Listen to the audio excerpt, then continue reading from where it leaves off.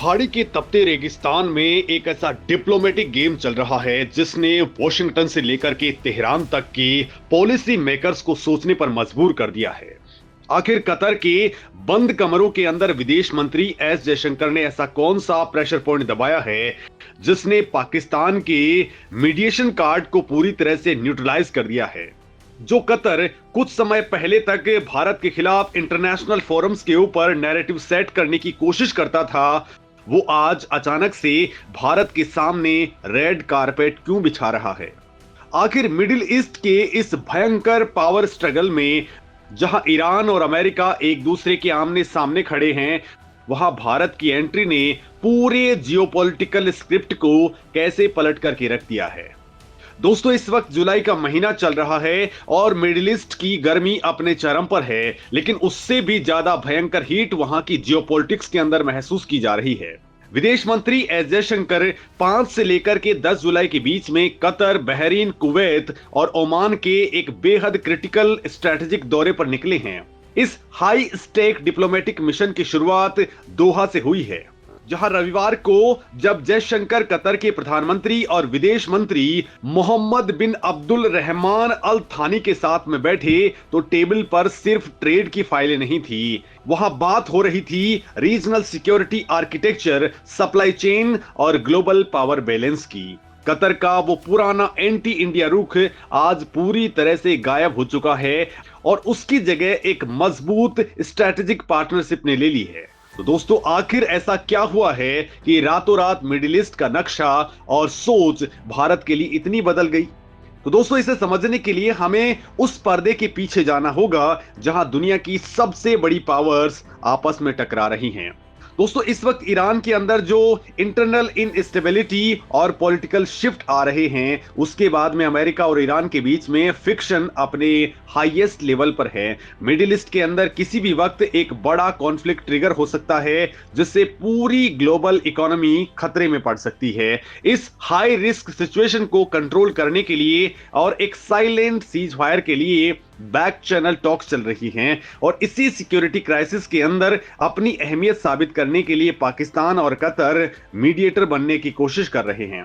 पाकिस्तान को लग रहा था कि अमेरिका और ईरान के बीच में मैसेज पास करके वो ग्लोबल ऑर्डर के अंदर अपने लिए कुछ स्ट्रेटेजिक लेवरेज और फंड्स कलेक्ट कर लेगा। पाकिस्तान को लगा कि वो इस डिप्लोमेटिक स्पेस को कैप्चर कर लेगा, लेकिन यहीं पर भारत ने अपना मास्टर स्ट्रोक खेला और पूरी बाजी पलट दी है।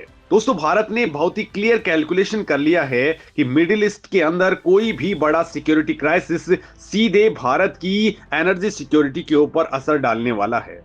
वेस्ट एशिया के अंदर 90 लाख से ज्यादा भारतीय रहते हैं, जो भारत की फॉरेन रेमिटेंस का एक बहुत बड़ा सोर्स हैं। इसके अलावा भारत का बिलियंस ऑफ डॉलर का ट्रेड और क्रूड ऑयल का इंपोर्ट इसी गल्फ रूट से गुजरता है।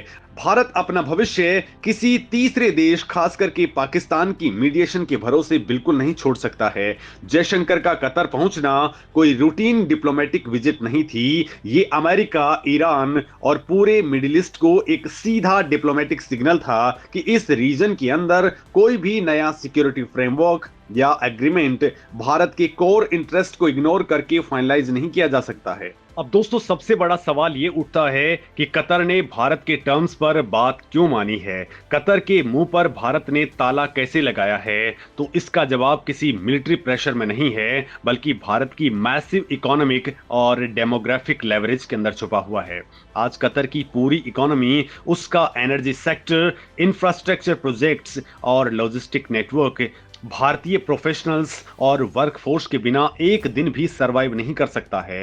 भारत ने बिना कोई एग्रेसिव स्टेटमेंट दिए कतर की लीडरशिप को यह समझा दिया है कि इंडिया के स्ट्रेटेजिक इंटरेस्ट के खिलाफ जाना उनके खुद के लॉन्ग टर्म डेवलपमेंट विजन के लिए सुसाइडल होगा। जयशंकर ने कतर की लीडरशिप के साथ में इंडियन डायस्पोरा की सिक्योरिटी के ऊपर क्लियर एश्योरेंस लिया है और यह साबित कर दिया है कि भारत अपने सिटीजन्स को प्रोटेक्ट करने के लिए किसी भी लेवल पर जा सकता है।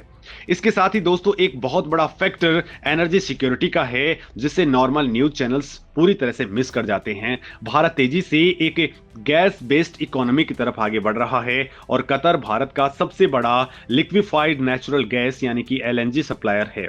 हाल ही के अंदर भारत ने कतर के साथ में $78 बिलियन की एक मैसिव एलएनजी डील को 2048 तक एक्सटेंड किया है।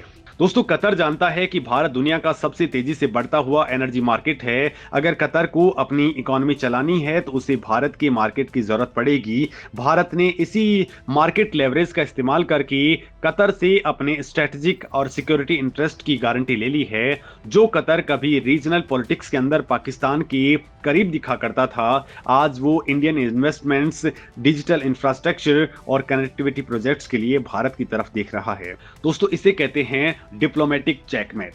मिडिल ईस्ट के अंदर भारत का ये बैलेंसिंग एक्ट पूरी दुनिया के थिंक टैंक्स के लिए एक केस स्टडी बन चुका है। एक तरफ इजराइल के साथ में भारत के डीप स्ट्रेटेजिक और डिफेंस टाइज हैं, दूसरी तरफ गल्फ कंट्रीज के साथ में पार्टनरशिप्स अब सिर्फ बायर सेलर रिलेशनशिप से आगे निकल करके स्ट्रेटेजिक अलाइनमेंट के अंदर कन्वर्ट हो चुकी है। जयशंकर ने अपने स्टेटमेंट के अंदर साफ कर दिया है कि भारत कतर के साथ में बायलैटरल कोऑपरेशन के नए एवेन्यू तलाश रहा है। भारत अब रिएक्शन देने वाला देश नहीं है, बल्कि इक्वेशन बदल रहा है। दोस्तों, पाकिस्तान छुप छुप करके मीडिएटर का गेम खेल रहा है और भारत ने फ्रंट सीट पर बैठ करके अपनी एनर्जी सिक्योरिटी, स्ट्रेटेजिक ऑटोनॉमी और रीजनल इन्फ्लुएंस को परमानेंटली लॉक कर दिया है। लेकिन दोस्तों, अगर आपको लग रहा है कि जयशंकर का यह मिशन सिर्फ मिडिल ईस्ट तक लिमिटेड है, तो आप जियोपॉलिटिकल पजल का सिर्फ आधा हिस्सा देख रहे हैं।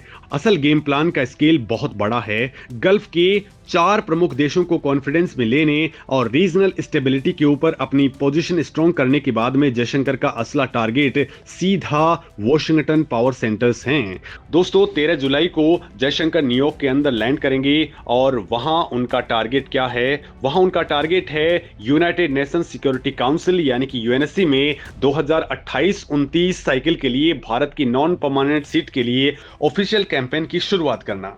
दोस्तों, यूएनएससी के अंदर जाने से ठीक पहले गल्फ देशों का सपोर्ट जुटाना और ईरान अमेरिका क्राइसिस के अंदर अपना डिप्लोमेटिक इन्फ्लुएंस दिखाना एक बहुत गहरी स्ट्रेटजी का हिस्सा है। दोस्तों, भारत यूनाइटेड नेशंस के अंदर ग्लोबल कम्युनिटी को यह डायरेक्ट मैसेज दे रहा है कि कॉन्फ्लिक्ट रेजोल्यूशन हो या इकोनॉमिक स्टेबिलिटी, न्यू दिल्ली के बिना कोई भी ग्लोबल मैकेनिज्म प्रॉपरली फंक्शन नहीं कर सकता है। भारत अब ग्लोबल लीडरशिप के लिए पूरी तरह से एग्रेसिव हो चुका है। जहां दुनिया प्रेशर पॉइंट्स को तलाश रही है, भारत वहां अपॉर्चुनिटी पड़ रहा है। अब दोस्तों, कतर से शुरू हुई ये चेन रिएक्शन सीधे न्यूयॉर्क के यूएन हेडक्वार्टर्स तक जाएगी, जहां भारत अपनी ग्लोबल पोजिशनिंग को एक नए लेवल के ऊपर प्रोजेक्ट करेगा और यह सिलसिला यही नहीं रुकेगा। न्यूयॉर्क के तुरंत बाद 14 और 15 जुलाई को जयशंकर ब्रसेल्स जाएंगे। वहां यूरोपियन यूनियन के साथ में ट्रेड एंड टेक्नोलॉजी काउंसिल यानी कि टीटीसी की तीसरी बड़ी मीटिंग होनी है। दोस्तों, यूरोप आज चाइना से अपनी डिपेंडेंसी को कम करने के लिए डेस्परेट है और अल्टरनेटिव सप्लाई चेन्स को ढूंढ रहा है। भारत इसी जियोपॉलिटिकल वैक्यूम को पूरी तरह से तेजी के साथ में कैप्चर कर रहा है। ईयू के साथ में advance technology, clean energy, artificial intelligence, semiconductor manufacturing और रेजिलिएंट सप्लाई चेन्स के ऊपर डील करके भारत यूरोप के लिए सबसे रिलायबल स्ट्रेटेजिक पार्टनर बन रहा है। जो देश कभी दूसरों की टेक्नोलॉजी का इंतजार किया करता था, आज वो ग्लोबल सप्लाई चेन का नया सेंटर बन चुका है। भारत ने जिस लेवल पर गल्फ कंट्रीज के अंदर अपनी धमक दिखाई है, उस पर आप क्या कहेंगे? कमेंट करके जरूर बताएं।